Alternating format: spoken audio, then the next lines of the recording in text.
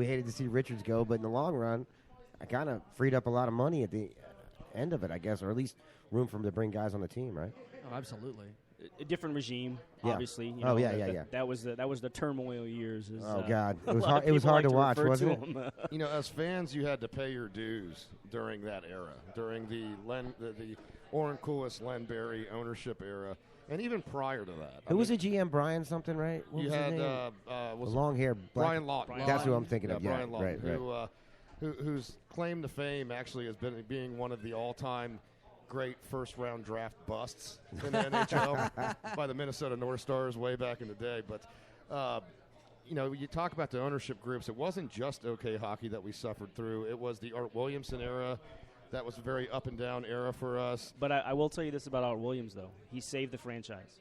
He came in and paid off all the debt because the Davidson Group, they were ready to purchase this team before they actually purchased the team, and they saw the books and they saw all the debt, and they said, no thanks. Yeah. Really? Art Williams saved the franchise. Well, then Davidson took over from there. Yes. And where did that debt come from? It came from the Kokusai Green era. That's where it began. Where, you know, that was the original ownership group that was long suspected to have some Yakuza ties, some really? Japanese mafia ties. Nice. And that was when, you know, Phil and the group brought the team here. But, you know, we talk about Yzerman, you talk about Stamkos, Eric, and, you know, look, Yzerman's made no secret of this need to renegotiate a contract extension. You've got 1 year left for Stammer. And so they say that this summer they're going to try to get this done. Every time Stamkos is interviewed, he says, look, it'll happen when it happens. I'm not going to worry about it. But what have you heard in terms of getting this done? I mean, do you think this is going to get done before the season, or is this going to trickle into the regular season? And do you think we're going to be seeing a Taves Kane style of contract that he's going to receive? That's what we're kind of that's what we're thinking about. Right. Well, first of all, if anybody follows me on Twitter, this is where I would bring out my Lucy stand and put up my 5-cent psychiatry for Stammergeddon 2015. I do think something's going to get done. I think the fact that the season went so long, and their season ended 10 days before the draft, so Steve Yzerman and his staff have to quickly turn their focus to the draft. Free agency was just a couple of days ago. They're just in the beginning stages of this negotiation, and it's going to be a negotiation. Obviously, Jonathan Toews and Patrick Kane, who signed their big extensions last year, $10.5 million cap hit, is probably going to be the benchmark. But here's what would concern me a little bit. Those contracts were signed in a rising cap. This year, if the NHLPA did not kick in the 5% escalator clause, the cap actually would have went down. Because of the weakness of the Canadian dollar, it's going to affect the cap, and it's going to affect hockey-related revenue. So that's my concern. If Steven Stamkos' agents are looking for that as a benchmark, it might be an issue. It might be an issue, but we'll see. It's in the early stages. I still think this is going to get done.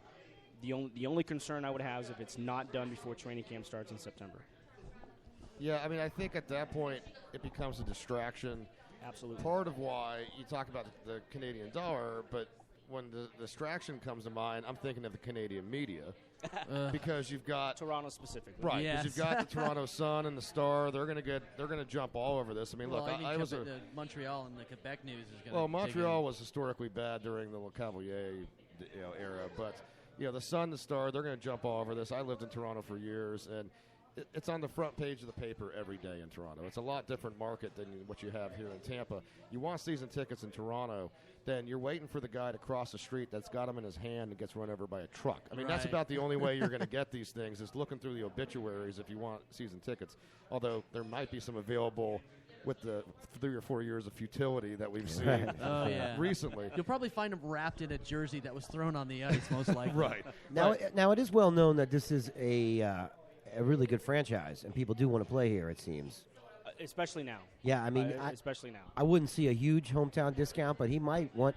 And playing here, you don't have all that. I mean, the hockey players can pretty much walk around Tampa without getting too well noticed. I mean, it's got to be kind of nice as opposed to running into every Starbucks and getting mobbed every time you go somewhere. I think I'd love to play hockey here. And you don't have the tax. Yeah, no state tax, I was too. about to say, the tax is a That's huge incentive for players to come on play here. $8 million a year. That's what probably $500,000 or something like that. Well, and I can tell you too, because I talked to Stamkos a little bit about this at the beginning of the season. He spends the summer obviously in outside of Toronto. He's from Markham. Right. he can go to the grocery store. He's just picking up his fruits and vegetables and whatever else he needs. He'll get stopped 10 times. Can I have your autograph? Can I get your picture? You know, he can walk down Bayshore Boulevard, and people might wave at him, but they're not going to run up to him and mob him. So that certainly plays into it. There's no doubt about it that you can be a superstar in that anonymous sort of way down here. I mean, we have so many tourists anyway here that, you know, half the people wouldn't recognize them unless, you know, hockey players do have helmets. Hard to really recognize them, I suppose, with their helmets. Beards. Their beards are so horrible. Oh, yes. NBC. Yeah, NBC famous for saying that. But we talk about Tampa being a destination now for free agency. We saw this last year with Brian Boyle, with the huge acquisition of Anton Strawman.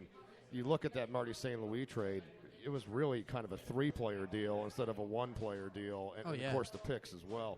But we're about, what are we now, 4 days into free agency. Well, no, it's the 3rd. So we're 3 days into free agency now. We've already seen a flurry of activity here just prior to the July 1st deadline. And you know, there were some surprising deals involving these RFAs. You saw perennial contenders that were up against the salary cap. You know, teams like Chicago, teams like Boston. To me, Eric, this was a reflection of teams fearing offer sheets being extended to their RFAs that they wouldn't be able to match. But to me, it also speaks to just how thin the free agent market is this offseason.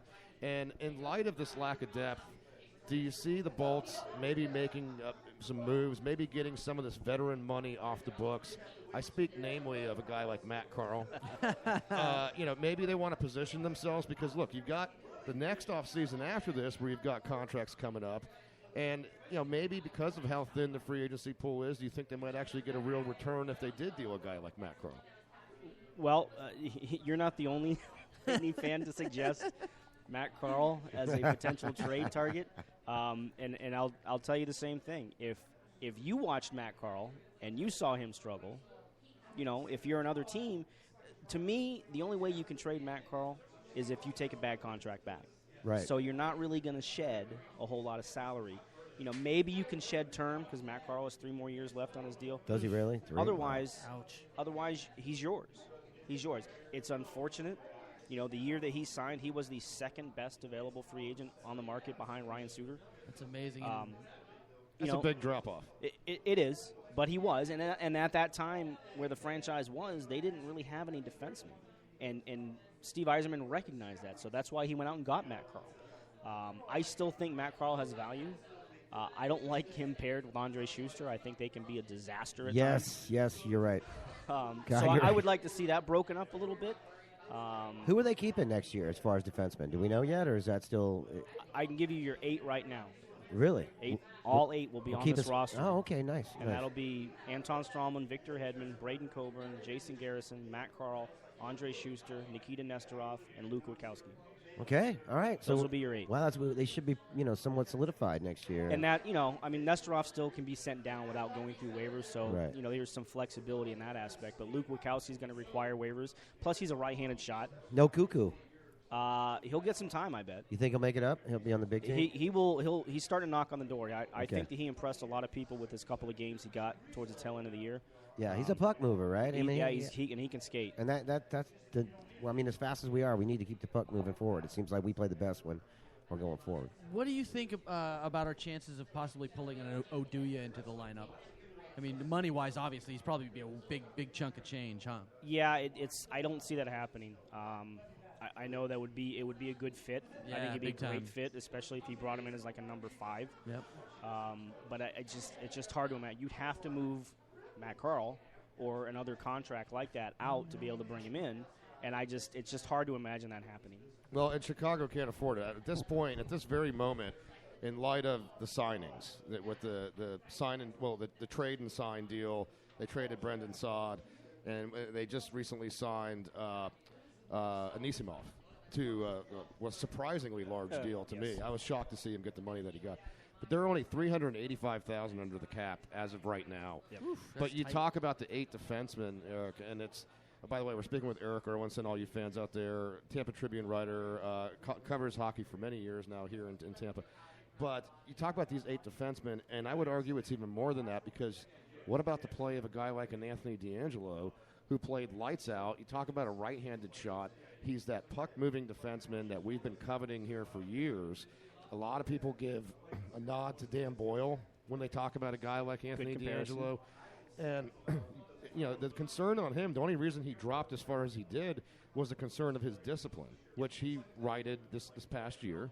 Seemed to be a good character guy when he was traded, playing in the OHL. But so you've got 8 guys. You've got DeAngelo. You've got a logjam here, and the kid's got to play. You see Nesterov. You see the way he played. He had flashes of looking like a good player. Schuster, they just renewed for 2 years. So you can't play 8 defensemen. So sooner or later, someone's riding the bench, and if that guy's Matt Carl, that's a hell of an expense for a guy riding the bench. What are they paying him? 4.7 a year, I think, or something like that. His cap hit's 5.5. Whew, he's riding first class on that bus. He is the highest paid defenseman on the team right now. And you will have injuries. I mean, not to say you want to keep a guy in the Absolutely. bunch 5.5, but you do need that extra room, I think, for injuries, right? Unless they handle the situation the same way it went with Eric Brewer at the beginning of this season, where Eric Brewer was a scratch opening night, Right. and they kind of let him know up front, look, this is where we're at. We're going to play Andre Schuster because we're invested in Andre Schuster. That's probably going to cost you time. And it got to the point where, Eric never asked for a trade, but Steve Yzerman recognized that situation and found a way to get Eric Brewer somewhere where he could have gotten some playing time. Unfortunately, he broke his foot his first game with the Ducks and missed 6 weeks. But, I mean, that's about the we only way saw I could that. see something like that happening. Because, I mean, if Matt Carl's here, I think Matt Carl's playing. I think Matt Carl, like I said, I think he still has a lot of value. He's a very good shot blocker. He can still move the puck. Certainly, you scratch your head at some of his decision-making sometimes, and, he puts himself in bad positions with turnovers. But I still think Matt Carl has value. Unfortunately, it's not $5.5 million per year value. No way. And don't pair him with Schuster. That Yeah, was a that's- disaster. yeah, let's move it. Especially the deeper they got into the playoffs. Anytime those two were on the ice, you're like, oh, God, something bad's going to happen. Schuster needs a veteran on his side, maybe like a Strawman, to be sitting on his side and guiding him through proper play. I mean, Schuster had moments of greatness during the playoffs, but I definitely saw a lot of very amateur, just very young plays from him. And that's exactly what he is. He's Yeah. young. You got to go through those experiences. You're going to live and die by young defensemen. And you talk about the farm system earlier. You talked about the success of the draft. They brought a guy like Al Murray in the scouting department, who has been well known in NHL circles to be phenomenal in that scouting department. That was a huge move by Yzerman, and credit to him as a GM for actually listening to his scouts instead of thinking that he knows best. It's that Ken Holland model, that Detroit Red Wings model, that Absolutely. Scotty Bowman. Really, it all trickled down from him. But this farm system has, at this point, become an embarrassment of riches. And now, over all these years, we've got one of the deepest prospect pools in the league. But how do you see it playing out next year? What surprised me, Eric, is I knew they were going to let Morrow go. But I was surprised to see the signing of a guy like Eric Condra. They signed him to a 2-year deal out of Ottawa. And I know he has history. Oh, was it 3 years? I know he has history with Cooper. He played for Texarkana back in the day, the NAHL team. But you need playing time for these kids again. I mean, a guy like Nesterov needs to play. But on the forwards, you've got so much young depth when it comes to Nemesnikov, when it comes to Druin. These are both kids that need to play now. Nemesnikov's not going to get any better down in Syracuse anymore. At this point, he'll be waiver eligible at the beginning of the season, too. So I mean, he's got to play. He'll Druin. What are you going to do with Druin? You got to play him now. But it's just like it's almost like it was last year. You're going to have virtually the same forward group back. You have 13 forwards. The only thing you're adding is probably a full year of Nemesnikov and Eric Condra. Druin was here all year, so he'll be here. Now, the thing with Druin, and something to keep an eye on, if he doesn't come into camp, looking like he's ready to go, he can be sent to the minors. Yeah, that was my question. What do you think about that? You think he needs to put a little man weight on? He looked a little small. Well, he's 19 years old. Right, obviously. Yeah, obviously. I mean, he's a smaller guy to begin with, so yeah, it's going to take a couple of years for him to put on that quote-unquote NHL body. Yeah, I so think he can handle that. His stick handling is incredible. Oh, He needs he's to a get to wizard. the Gary Roberts school of weight put on. I tell you, anybody that goes with Gary Roberts seems to really beef up and And it's no coincidence Phil Kessel Yeah, I was is just going to gonna be say. joining Phil Kessel Gary needs Roberts to go to a this summer. daycare and get his ass spanked. Is what he really needs to get, because he's Phil Kessel. We could go on with that. No, I just had a quick question about Drew In. Now, we all know that he's an awesome